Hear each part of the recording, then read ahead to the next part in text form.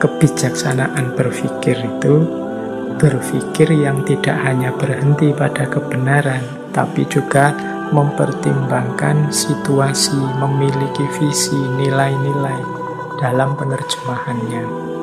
Jadi tidak cukup kita berpikir kritis atau kreatif saja, tapi juga harus etis.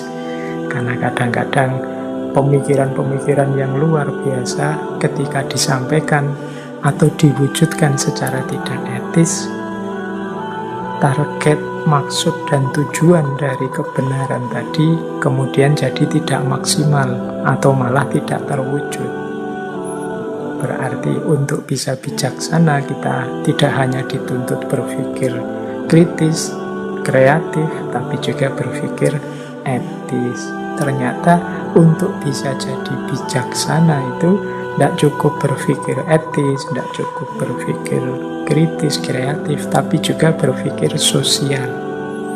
Jadi kemampuan kita membaca realitas sosial dan bagaimana kita mendayagunakan akal pikiran kita di tengah kehidupan masyarakat. Ya tujuannya sama, karena yaitu agar kebenaran yang kita miliki, yang kita temukan, itu bisa diterapkan secara tepat, secara maksimal kemanfaatannya di tengah masyarakat. Maka penting kita belajar cara berpikir sosial atau social thinking. Jadi berpikir secara berhadapan dengan orang lain. Apa sih yang dimaksud social thinking itu? Social thinking atau berpikir sosial adalah proses intelijensi yang terjadi dalam diri kita yang memungkinkan kita bisa memahami sudut pandang, emosi, maksud orang lain yang ada di sekeliling kita. Jadi jangan salah ya, berarti berpikir sosial itu kemampuan kita mempertimbangkan orang lain, sudut pandangnya, emosinya, mungkin cara berpikirnya, dan lain sebagainya. Prosesnya disebut proses intelijensi. Mengapa sih Pak disebut proses intelijensi? Kok tidak disebut saja proses rasional atau proses kerja akal? Karena yang bekerja kalau kita masuk ke dunia sosial itu ya tidak hanya akal kita, tapi juga mungkin nurani kita, mungkin naluri kita, mungkin intuisi kita juga ikut bermain. Karena kita nanti akan berhadapan dengan manusia yang lengkap juga, dia tidak hanya punya akal tapi juga punya nurani, punya naluri, punya imajinasi, punya intuisi, dan lain sebagainya. Kita pun menangkapnya sesuai dengan kapasitas kita. Nah, semakin pandai kita berpikir sosial, biasanya semakin mudah kita berbaur di tengah masyarakat. Mengapa sih berpikir sosial itu penting? Yang pertama, karena saat kita berhubungan dengan orang, manusia itu kan makhluk sosial, mau tidak mau, membutuhkan, memerlukan secara niscaya berhadapan dengan orang lain. Jadi tidak mungkin kita bisa hidup sendirian, apalagi hari ini kayak Tarsan misalnya di tengah hutan tanpa segala fasilitas sosial, segala sumbangan entah apa dari orang lain dalam bentuk apapun. Kita pasti ada kebutuhan kita terhadap orang lain. Manusia itu makhluk sosial. Nah, berarti apa? Kita dituntut untuk punya kemampuan menanggapi, punya kemampuan berpikir saat berhadapan dengan orang lain. Jadi kalau kita sedang berhadapan dengan orang lain itu kan, misalnya kita ngobrol dengan orang, itu kan biasanya kita juga menjajaki siapa orang ini, seperti apa karakternya kira-kira, kemudian dia ini apa yang dia inginkan. itu kan kita selalu berpikir menebak-nebak ke sana. Nah, itulah sebenarnya bagian dari social thinking. Misalnya teman-teman mungkin kapan-kapan ya berkunjung ke tempat saya, misalnya teman-teman ngertinya Pak Faiz itu yang tiap hari menemani belajar filsafat, ngaji filsafat. Berarti Pak Faiz itu ngerti tentang filsafat. Nah, terus teman-teman ketika ketemu saya, terus ketika mau ngobrol, biasanya terus mengarah-arah ke filsafat. Ini ngerti ini filsafat. Berarti pasnya ya diajak ngobrol tentang filsafat deh. Nah, ini salah satu contoh kemampuan kita menanggapi hadirnya orang lain. Ini yang kita sebut sebagai social thinking. Jadi kita berpikir tentang orang, kemudian kita mampu menyesuaikan dengan orang itu. Demikian pula tanggapan kita terhadap orang lain. Kalau ada orang menanggapi kita, kita juga mampu menanggapinya sesuai dengan kapasitas berpikir kita. Terus misalnya pas ngobrol dengan saya, ngomong tentang filsafat, ngomong macam-macam, teman-teman juga bisa menanggapi, bisa menangkap, bisa menerima apa yang saya sampaikan. Tidak hanya dari perspektif teman-teman, tapi juga bisa membaca dari perspektif saya yang ngomong. Jadi di antara kemampuan social thinking itu ya kemampuan memahami orang lain. Jadi tidak hanya memahami apa yang kita inginkan dan kita pikirkan. Jadi inilah mengapa tema malam hari ini menurut saya penting. Karena hari ini kan kita lihat banyak sekali konflik-konflik, banyak sekali perdebatan-perdebatan, banyak sekali polemik-polemik yang mungkin tidak perlu terjadi kalau kita punya kapasitas social thinking yang tinggi. Jadi kita bisa memahami orang lain juga bisa memahami kita. Mengapa sih penting kita untuk memahami orang lain itu? Apa tidak cukup kita memahami diri kita sendiri? Ya, yang pertama, mengapa kok tidak cukup kita memahami diri kita sendiri? Karena masing-masing orang itu beda-beda isi pikirannya, cara berpikirnya, nilai-nilai yang dia pegangi, kepribadiannya beda-beda. Tidak sama dengan kita. Ya, kalau seragam sih tidak masalah. Berarti kita kalau kita mikir tentang kita sama aja dengan mikir tentang orang. Tapi karena orang ini beda-beda, itu yang sering kita sebut sebagai pluralitas, keragaman. Nah, biasanya kita menerima kan kalau saya bilang, oh memang isi kepalanya orang beda-beda, pendapatnya orang beda-beda.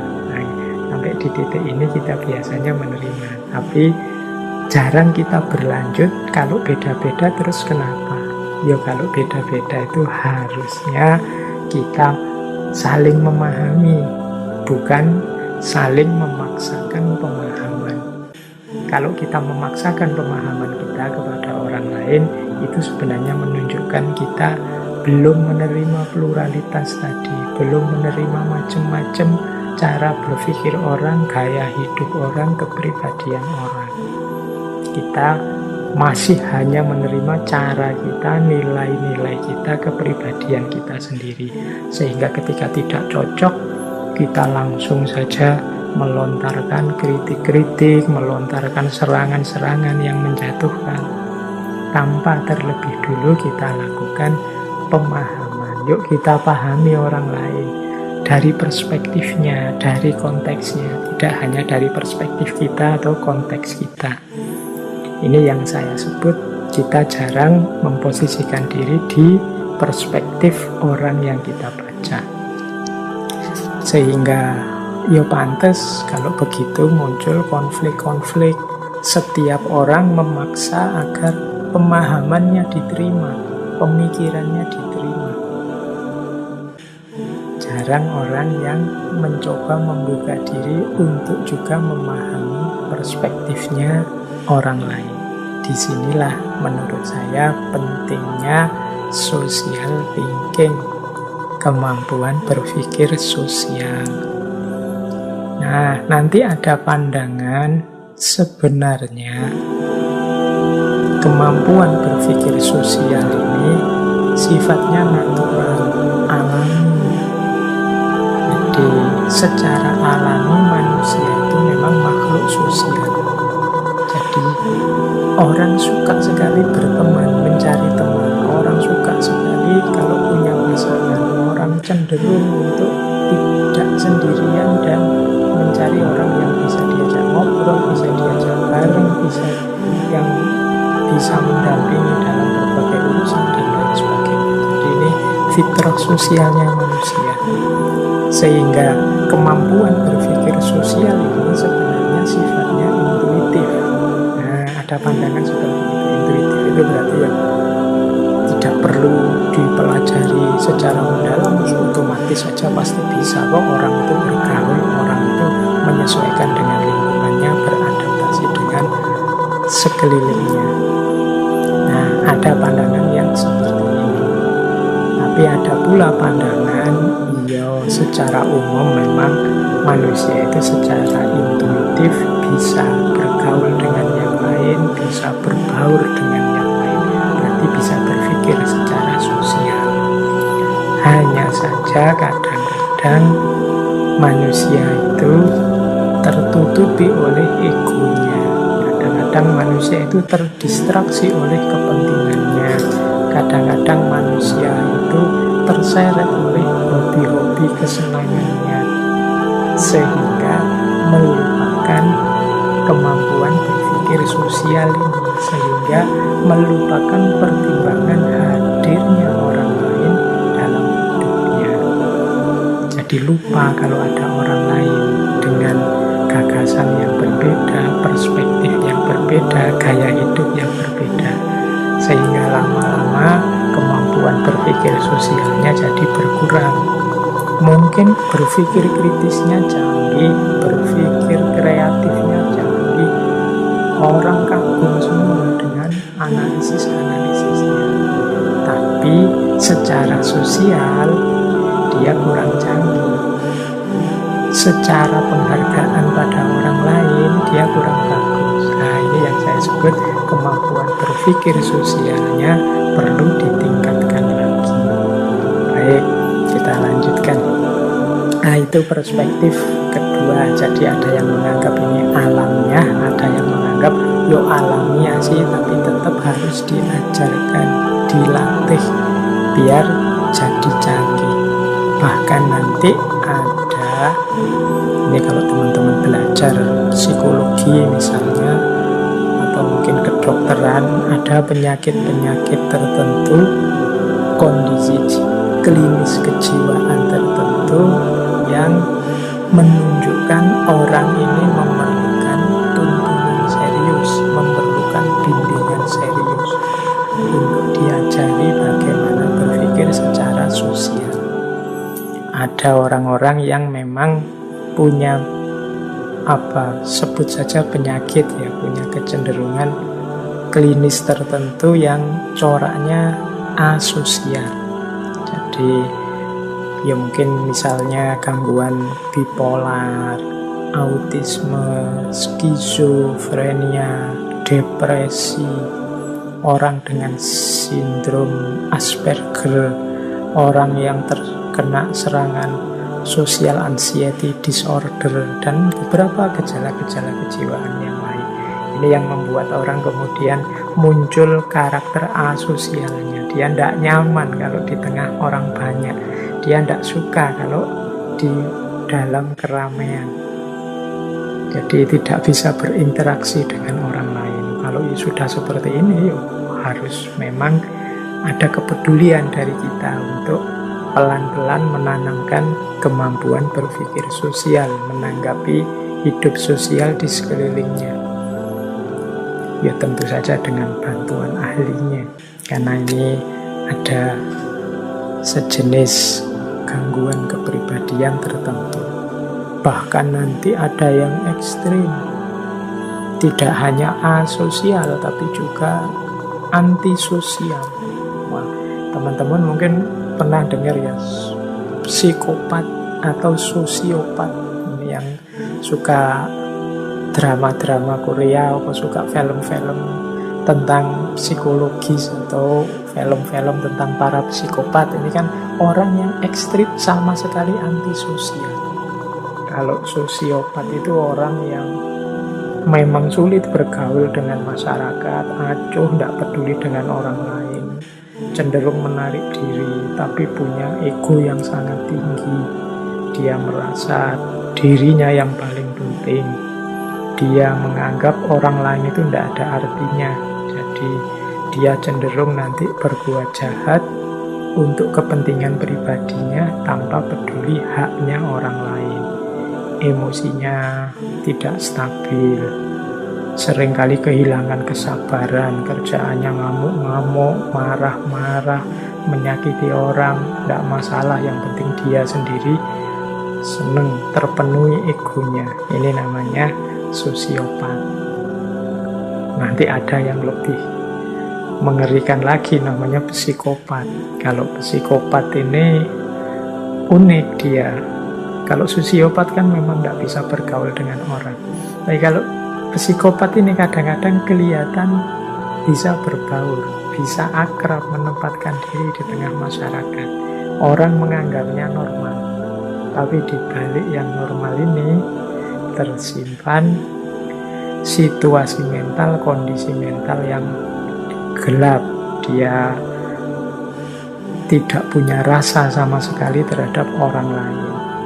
Dia hanya ingin memuaskan keinginan dinginnya, keinginan jahatnya. Dia punya naluri, mungkin kalau di film-film itu disebut naluri seperti predator, ingin menghancurkan.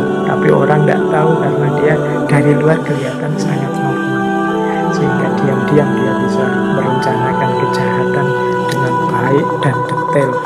Orang sulit mendeteksi siapa psikopat. Tapi kalau sosiopat ini biasanya kelihatan.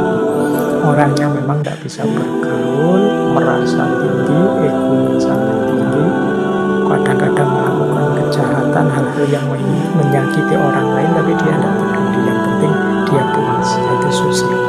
Nah, ini juga jenis personality disorder. Jadi kepribadian yang kacau, yang rusak. Ini juga PR bagi kita. Nah, jadi ternyata kemampuan berpikir sosial itu penting. Kita kaji, kita pelajari. Karena yaitu tadi, manusia mau tidak mau berhadapan dengan hidup sosial, berhadapan dengan orang lain. Kalau kita tidak punya keterampilan bergaul dengan orang lain secara tepat, pikiran kita tidak bisa menghadapi orang lain, ya kita akan kesulitan dalam hidup. Mungkin hidup kita akan rasanya serba tidak nyaman, serba tidak enak, serba terganggu, serba tidak suka.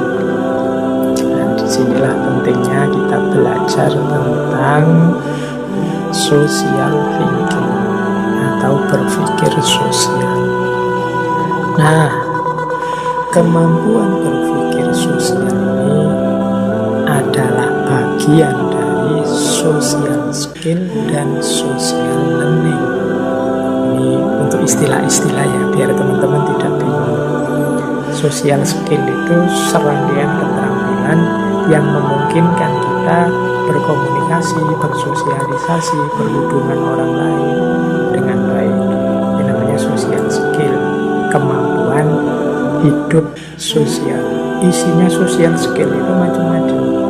Antara lain social thinking, kemampuan berpikir sosial. Nah, dari mana social thinking ini diperoleh, kemampuan berpikir sosial ini diperoleh? Antara lain dari social learning, pembelajaran sosial.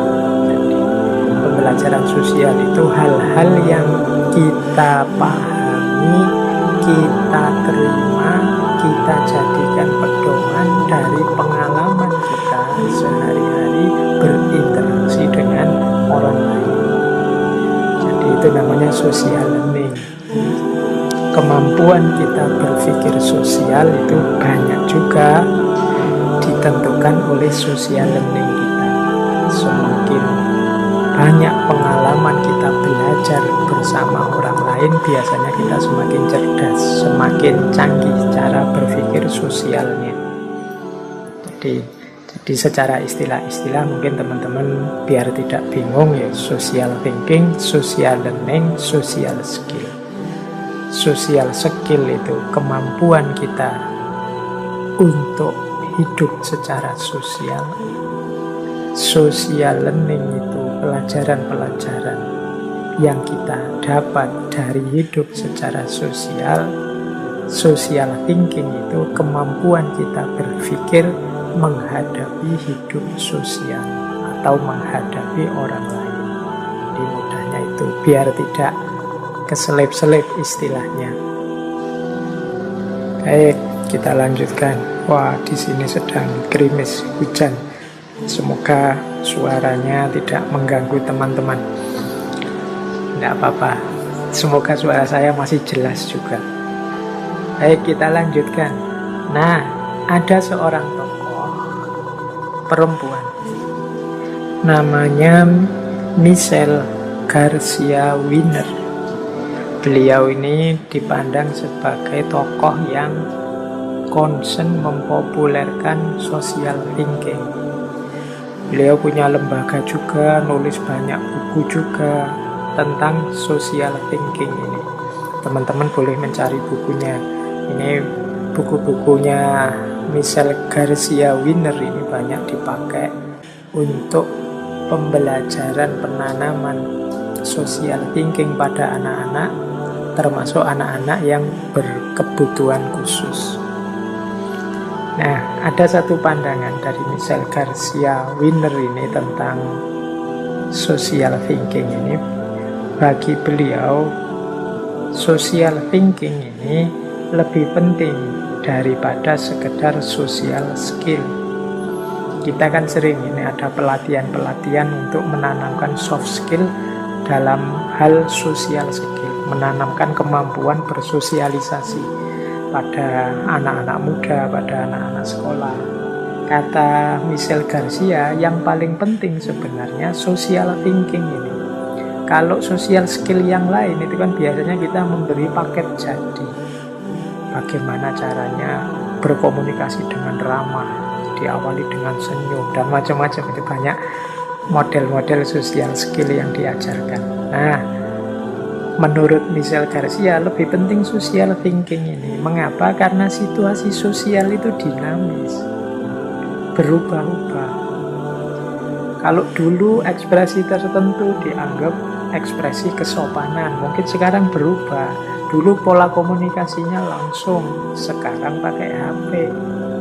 Nah, berubah kan situasinya. Kalau kita hanya hafalan, menghafalkan cara berinteraksi, mana yang sopan, mana yang tidak, mana yang kritis, mana yang tidak, pada saatnya mungkin situasinya berubah. Yang dulu dianggap sopan, sekarang tidak sopan. Maka disitulah pentingnya kita tidak hanya punya social skill, tapi mampu melakukan social thinking. Sehingga kita bisa beradaptasi sewaktu-waktu kalau ada perubahan dinamis tadi. Oh, ini situasinya berubah, tidak kayak dulu lagi. Nah, apa yang harus saya lakukan? Ini yang dimaksud pentingnya social thinking. Tidak hanya social skill, kemampuan kita berpikir secara lebih jeli, mempertimbangkan situasi sosial, tidak sekedar menghafalkan pola-pola interaksi atau cara-cara ekspresi yang dianggap benar atau baik secara sosial. Karena bisa jadi yang hari ini diposisikan sebagai benar, baik, sopan, beberapa tahun yang akan datang berubah. Sama kayak pandemi ini. Kalau dulu kan orang ketemu, salaman, kemudian beramah tamah, berdekat-dekat, itu rasanya akrab, positif. Tapi ketika ada pandemi ini kan situasinya berubah. Nah, kalau ketemu ketemu malah ambil jarak, jangan dekat-dekat, mulutnya malah ditutup. Kalau dulu kita ngomong sambil mulutnya ditutup mungkin dianggap nggak sopan, tapi sekarang justru lebih amannya ditutup. Nah, untuk bisa menanggapi ini sebagai sebuah keniscayaan yang mengubah paradigma yang lama jadi paradigma yang baru, itu kan kita punya kemampuan social thinking, berpikir sosial, tidak sekedar menghafalkan social skill. Nah, ini pandangannya Michel Garcia tadi. Maka penting kita tidak hanya memahami bagaimana cara berinteraksi yang baik dan benar atau social skill, tapi juga bagaimana cara kita untuk berpikir sosial. Kita berpikir mempertimbangkan situasi dan kehadiran orang lain. Nah, seperti apa sih keterampilan-keterampilan pokok, keterampilan berpikir yang utama dalam hal social thinking atau berpikir sosial ini? Ada rumusnya ternyata. Rumusnya berpikir sosial itu adalah I love. Love tertawa ya, bukan love cinta. I love. I-L-A-U-G-H I-L-A-U-G-H. Ini keterampilan berpikir sosial. Ini maksudnya kode-kode singkatan. I itu singkatan inisiatif. L itu listening with eyes and brain. A itu obstructing and inferencing. U itu understanding perspective. G itu getting the big picture. H itu humor. Nah, kita bahas satu-satu ya. Keterampilan berpikir berarti untuk menguji apa aku ini sudah terampil benar berpikir sosial, apakah aku sudah punya keterampilan-keterampilan ini, kemampuan-kemampuan ini. Yang pertama, seseorang disebut mampu berpikir sosial kalau dia mampu menggunakan bahasa yang bisa dipahami orang lain dalam berkomunikasi, baik untuk meminta bantuan maupun mencari informasi. Jadi inisiatif itu berarti ketika dia berinisiatif menyampaikan sesuatu, berinisiatif menanyakan sesuatu atau mencari informasi tertentu kepada orang lain, dia mampu melakukannya dan orang lain paham. Nah, ini berarti kita sudah punya prasyarat pertama. Bisa bertanya yang bisa dipahami orang, bisa berkomunikasi, menyampaikan sesuatu, menanyakan sesuatu yang bisa dipahami orang. Itu inisiatif.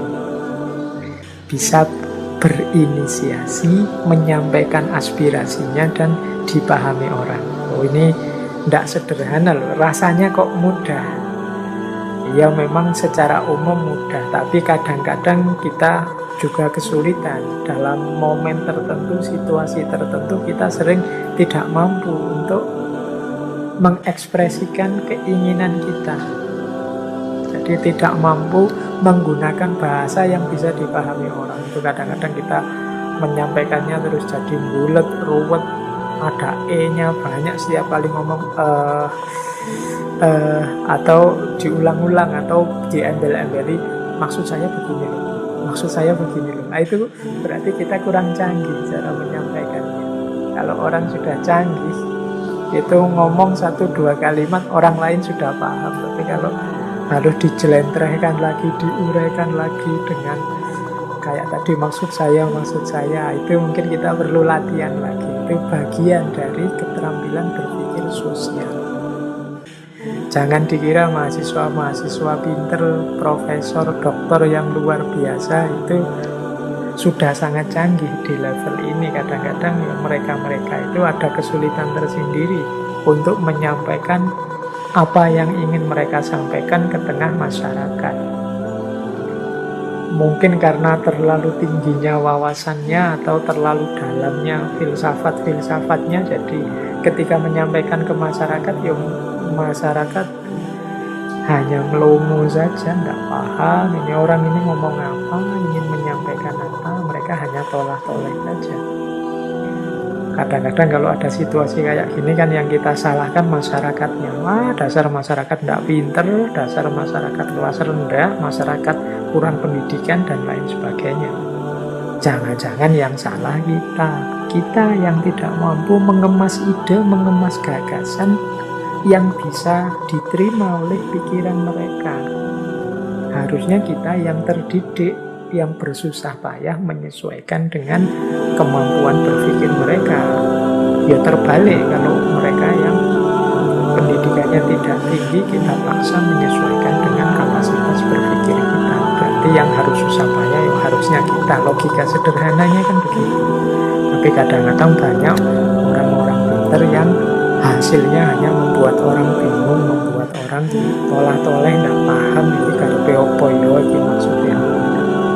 Nah itu yang ciri pertama orang mampu berpikir sosial. Ya, ini mungkin kita yang mahasiswa, teman-teman yang mahasiswa itu kan sering mengalami seperti ini. Setelah kuliah di kota terus pulang ke kampung, sekarang bahasanya sudah tinggi-tinggi. Orang-orang di kampung, orang tuanya nggak paham.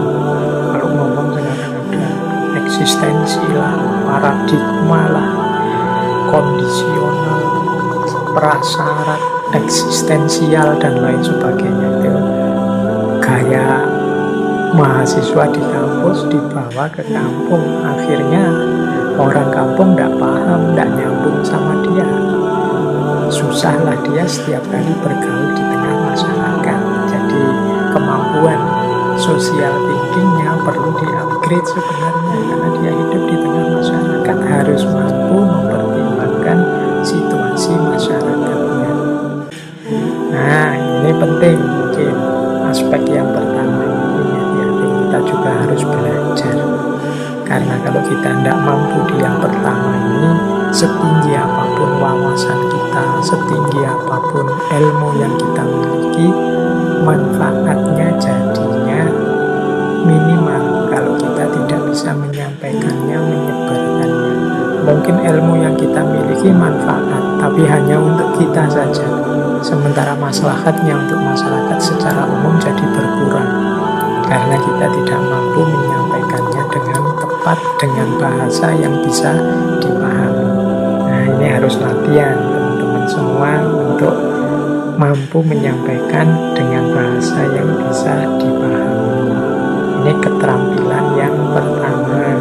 Keterampilan kedua, listening with eyes and brain. Kemampuan untuk mendengarkan dengan mata dan otak, dengan akal. Maksudnya apa? Mampu berkonsentrasi, menanggapi secara serius kalau ada orang yang berkata-kata, meskipun mungkin kita tidak tertarik dengan apa yang dia sampaikan. Nah, itu namanya listening with eyes and brain.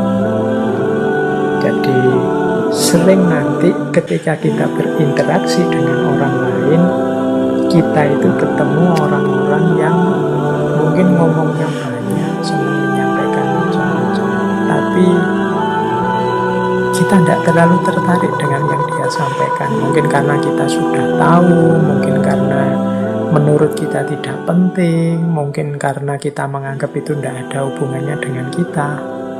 Tapi orang yang punya keterampilan berpikir tinggi, itu apapun yang disampaikan orang di depannya, dia tetap secara serius berkonsentrasi dan menanggapi. Nah, ini yang kedua, listening with eyes and brain. Mungkin ini seperti kebalikannya yang pertama tadi, kita di posisi orang yang sedang diceramai atau diajak ngobrol orang yang ngomong alur itu nggak karu-karuan.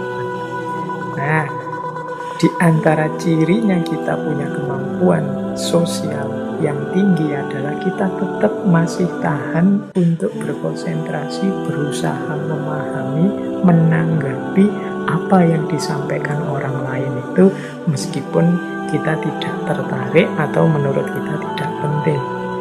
Dan itu tidak hanya dalam pikiran, tapi juga kelihatan di gestur kita.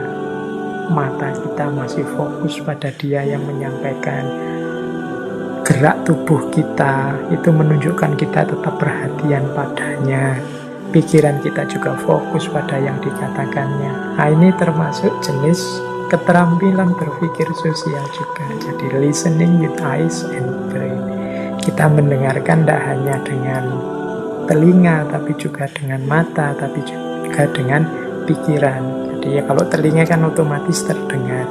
Kadang-kadang ada orang itu karena tidak tertarik, terus matanya nengok kiri, nengok kanan. Tampak sekali kalau dia tidak minat, tidak tertarik. Atau orang ngomong panjang lebar, kita males menangkap, tidak mau menangkap sama sekali. Sehingga kadang-kadang kalau sudah selesai orang ngomong, dia minta tanggapan kita, terus jawaban kita, tadi ngomong apa? Tadi maksudnya apa?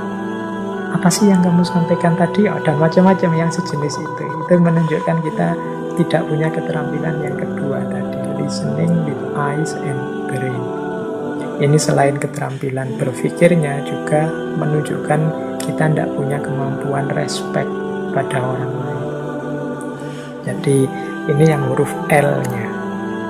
Jadi penting nanti bagi teman-teman untuk demi kehidupan sosial yang nyaman, di antara kapasitas berpikir sosial kita adalah mampu listening with eyes and brain. Yang ketiga, abstracting and inferencing. Kemampuan berabstraksi dan merujuk, inferencing. Maksudnya apa? Kita mampu memahami maksud seseorang meskipun mungkin dia tidak menyatakannya secara jelas. Nah, ini juga kemampuan berpikir sosial. Biasanya di tengah masyarakat itu ada kode-kode sosial tertentu, ada cara ngomong tertentu yang itu bagi orang luar mungkin sulit dipahami, tapi orang dalam yang terlibat dalam komunitas sosial itu bisa menangkapnya, bisa paham. Nah, kita itu cerdas secara sosial, mampu berpikir sosial kalau kita mampu memahami maksud orang lain meskipun dia sendiri sebenarnya tidak menjelaskan secara detail, tidak menyatakannya secara jelas. Nah, ini kita berarti cerdas sosial, mampu berpikir sosial.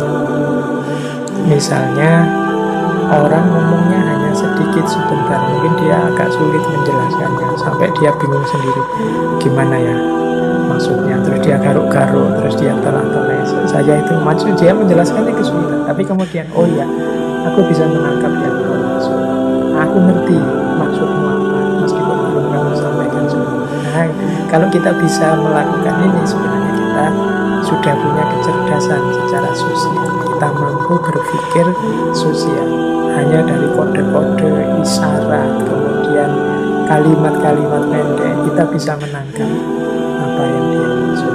Kadang-kadang mungkin dari hanya sedikit gerakan kita mampu menangkapnya karena kita bagian dari komunitas sosial itu, sehingga kita cerdas kalau di lingkup sosial kita. Nah, ini abstracting and inferencing.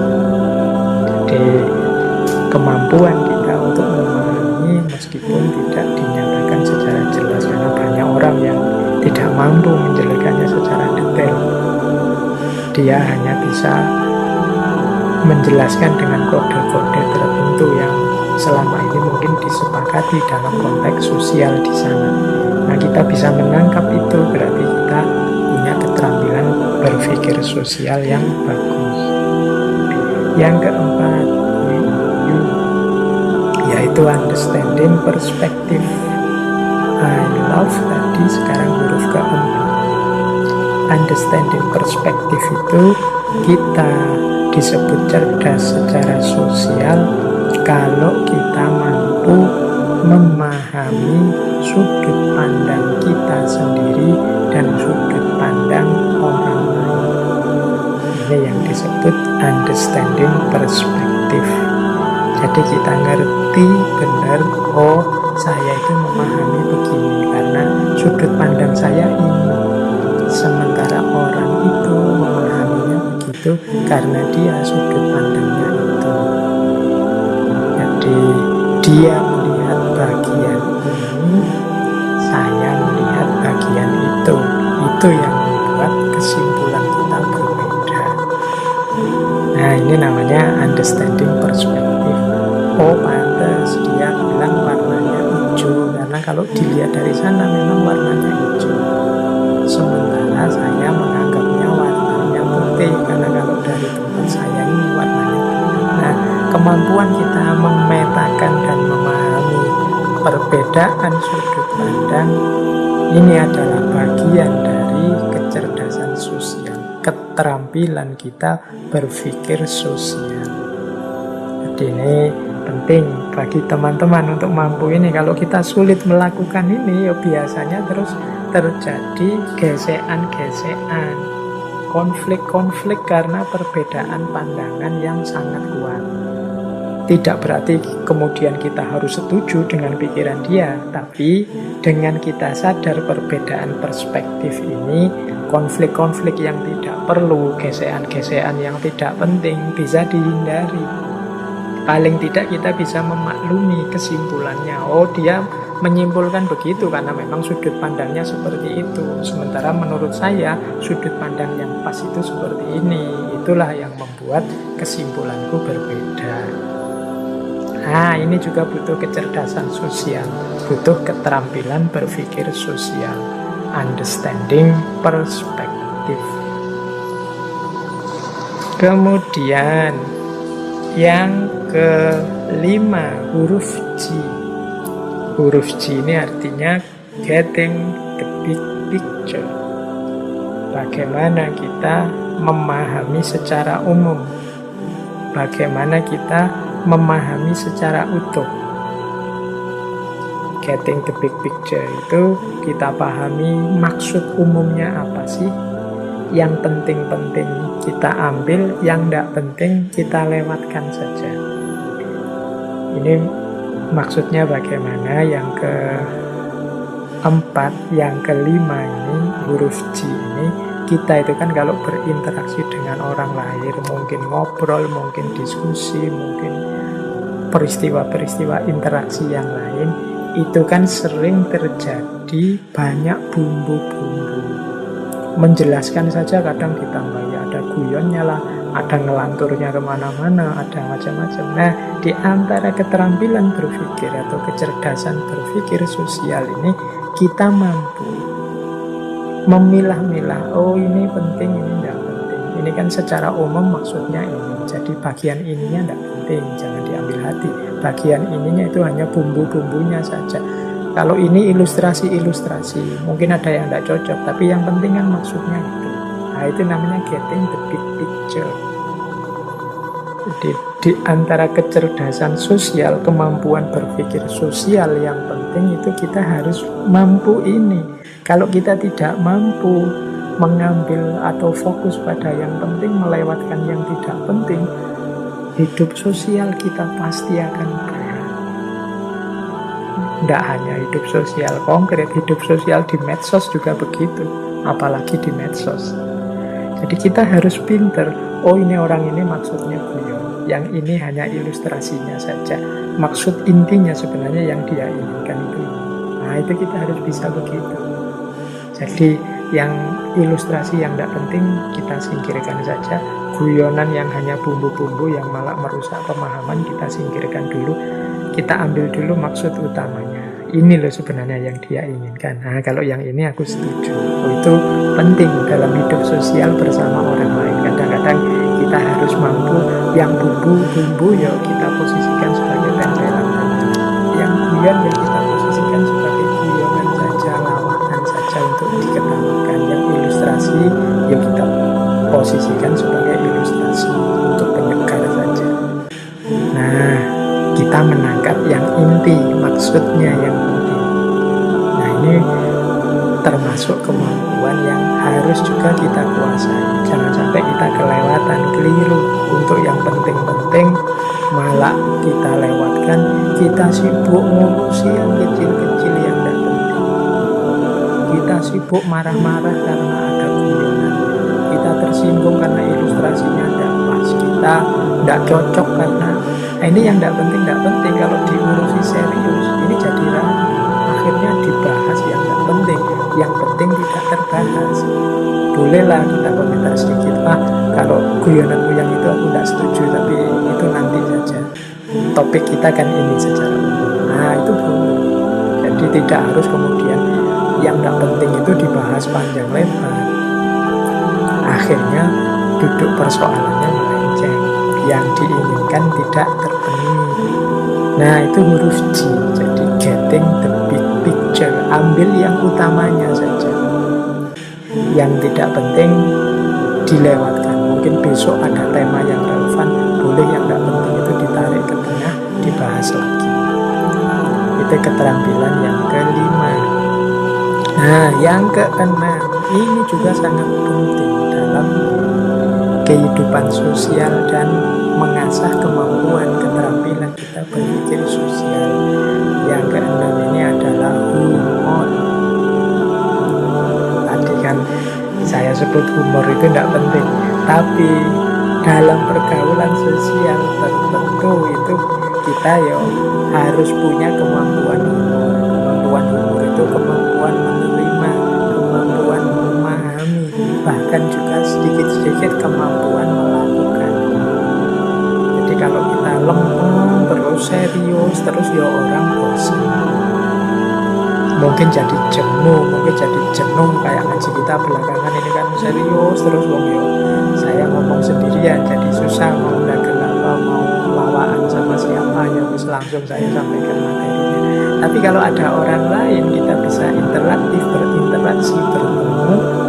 Nah, humor ini penting dan kita dituntut untuk punya kemampuan humor, baik kemampuan menerima, memahami maupun melakukan. Ada loh orang itu yang kemampuan menerima humornya rendah, jadi dia tidak bisa diguyoni. Kalau ada orang guyon dia tanggapi serius. Orang guyon itu kan kadang-kadang membuat fragmen-fragmen abstrak, membuat cerita-cerita karangan yang penting lucu. Tapi orang-orang yang tidak bisa menerima humor itu kadang-kadang malah tidak tertawa, menanggapinya serius. Nah, ini juga penting kita belajar untuk menemukan titik lucunya, titik humornya, sehingga karena itu maksudnya humor kita bisa ketawa. Jangan dikira ini mudah. Banyak orang kesulitan. Kadang-kadang kan kita itu jadi sinis sekali hidup kita, jadi kaku sekali hidup kita. Kalau orang-orang yang tidak kita sukai kadang-kadang terus kita meskipun dia melucu kita tidak mau ketawa, tidak lucu. Nah, itu butuh kearifan sebenarnya. Bayangkan kalau teman-teman dagel ngelawak terus tidak ada yang ketawa, itu kan tekanan batin luar biasa. Prinsip hidup sosial itu kan jangan melakukan yang kalau dilakukan padamu engkau juga tidak suka. Nah, humor juga begitu, berarti kita penting untuk bisa menerima humor. Saya tekankan menerima karena banyak orang yang pura-pura menerima, sebenarnya dia tidak tahu lucunya, hanya ketawa formalitas saja. Wah, itu lebih menyakitkan juga. Jadi ini kita harus latihan, jiwanya perlu lebih lentur, lebih santai, cerdas menangkap sisi-sisi lucunya, memahami titik-titik lucunya. Dalam rangka apa? Kesegaran hidup sosial, biar tidak kaku. Kadang-kadang hal-hal serius itu kalau disampaikan dengan humor, dengan santai, dengan satir-satir dagelan, itu lebih menyegarkan pikiran, tidak membuat tersinggung, tidak membuat orang marah-marah. Jadi semoga kita termasuk orang yang bisa menerima humor dan juga bisa melakukan humor, karena itu termasuk bagian dari keterampilan berpikir sosial. Nah, jadi teman-teman, ada 6 keterampilan pokok untuk kita berpikir sosial, yaitu I love tadi. Yang pertama, kita mampu berekspresi, initiating, bagaimana kita menggunakan bahasa yang bisa dipahami orang, bagaimana kita mampu mendengar. Jadi yang pertama itu bisa mengungkapkan, bisa bicara. Yang kedua bisa mendengarkan dengan baik. Yang ketiga bisa memahami dengan baik, meskipun pernyataannya tidak terlalu jelas. Yang keempat bisa memetakan sudut pandang yang berbeda. Yang kelima bisa milih mana yang penting, mana yang tidak penting. Dan yang keenam bisa melakukan humor atau menerima humor, biar tidak terlalu kaku, tidak terlalu serius hidup kita, biar hidup kita segar, menyenangkan. Bumbu-bumbu humor penting untuk sekali dua kali kita tampilkan. Tuh yang pokok-pokok. Jadi mari kita latihan agar punya 6 keterampilan berpikir sosial tadi.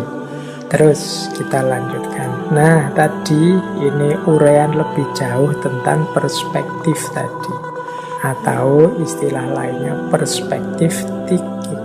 Jadi perspektif taking, mengambil perspektif, kemampuan memahami diri dan orang lain. Apa sih yang kita pahami dari orang lain itu? Ini secara umum kita dituntut untuk memahami paling tidak 5 aspek.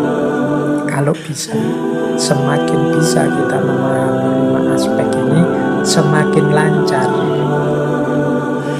kemampuan kita berinteraksi dengan orang lain, semakin kita bisa relate dengan orang lain. Yang pertama apa? Yaitu pemikiran dan emosi. Kita bisa memahami pikiran-pikiran dia, gagasan-gagasan dia, dan emosi dia. Jadi kalau kita sedang berinteraksi dengan orang lain, pastikan kita tahu ini dia sedang marah, sedang sedih, sedang senang, sedang semangat untuk memberi nasihat, atau sedang semangat untuk minta petunjuk, dan lain sebagainya. Ini namanya emosi-emosi. Jadi selain pikiran-pikiran dia, kita bisa menangkap emosinya. Jadi ini dia dalam suasana apa, nuansa dirinya sedang apa, sedang sangat senang, sangat sedih, ataukah sedang gembira, atau sedang bosan, atau sedang menghabiskan waktu, dan lain sebagainya. Ini penting kita pahami dari orang yang di sekeliling kita, yang sedang berinteraksi dengan kita. Kemudian yang kedua, motif dan tujuan, motif and intention. Orang ini maunya apa sih? Inginnya apa?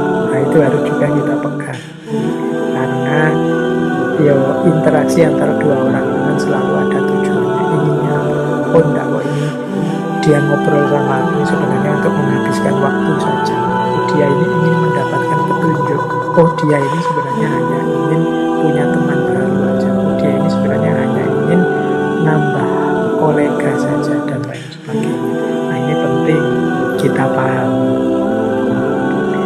Alhamdulillah kalau kita bisa masuk ke 3 aspek selanjutnya, yaitu yang pertama apa? Prior knowledge atau experiences. Jadi pengalaman-pengalaman dia sebelumnya. Orang ini seperti apa sih? Dia sudah pernah mengalami apa saja? Nah, itu penting. Kalau kita ngobrol sama orang, berinteraksi sama orang lain, kemudian kita tahu siapa dia pernah mengalami apa saja dalam hidupnya, itu kan nanti menentukan cara kita bersikap, berekspresi di hadapan dia secara lebih hati-hati, biar tidak keliru, biar tidak salah. Nah, itu namanya prior knowledge. Kita tahu, oh, orang ini dulu pernah mengalami kejadian luar biasa, misalnya keluarganya mengalami bencana ini, sehingga dia ini sekarang jadi orang yang agak murung. Nah, ini kalau kita lebih punya data ini akan lebih nyaman kita berinteraksi, sehingga mungkin dalam berkomunikasi kita bisa menghindari hal-hal yang tidak mengenakan dan bisa menjaga kenyamanan kita bersama dia. Itu yang ketiga, experiences.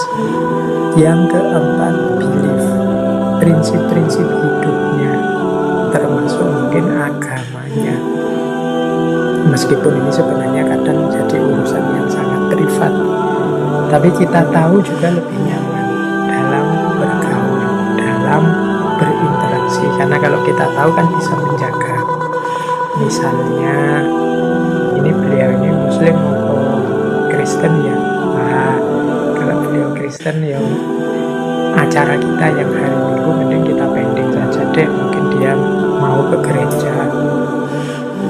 Oh enggak, dia Muslim. Oh kalau begitu karena dia Muslim kita bikin acara tapi jangan hari Jumat ya. Nah, itu lebih nyaman interaksi.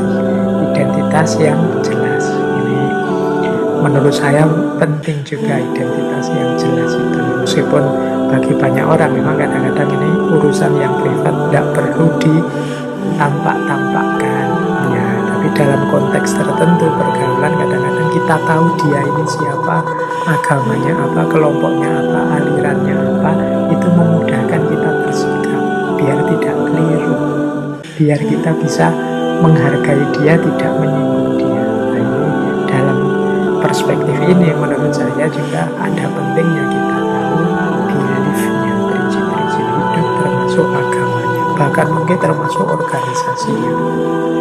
Misalnya dalam Islam itu kan misalnya ada orang yang setuju kalau sholat subuh ada kunutnya atau tidak ada, setuju lebih milih tidak kunut. Nah, ini kan sederhana sebenarnya, tapi kalau kita tahu teman kita ini pendiriannya seperti apa kan kita sering ditanya, kamu kunut atau tidak? Biasanya kan kita terus jawab, terserah saja, saya kunut bisa, enggak kunut bisa.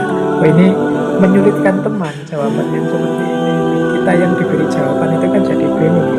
Wah, ini saya kunut apa enggak ya, jadi rumit. Tapi kalau tegas, saya biasanya kunut, tapi enggak kunut juga enggak. Tapi ini lebih nyaman jawaban seperti ini. Oh ya sudah, karena sampai biasanya kunut, saya tak kunut sajalah. Wong yo sama-sama enggak wajib, tapi saya menghargai sampean. Loh, pergaulan yang jelas gini kan enak. Kau siapa, pendirianmu apa, dan kita saling menghargai.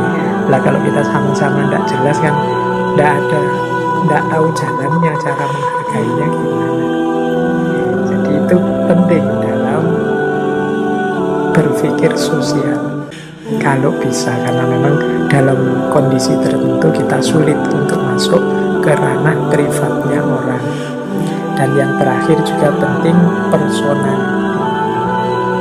personality ini kepribadian.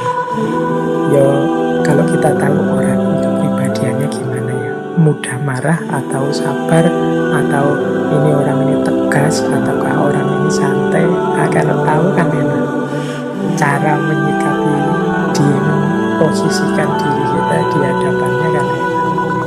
Jadi karena memang pergaulan yang baik, berpikir sosial yang tepat, itu semakin banyak variabel orang-orang di sekeliling kita yang kita tahu, kesimpulan-kesimpulan yang kita tarik dari pemikiran sosial kita akan jauh lebih tepat.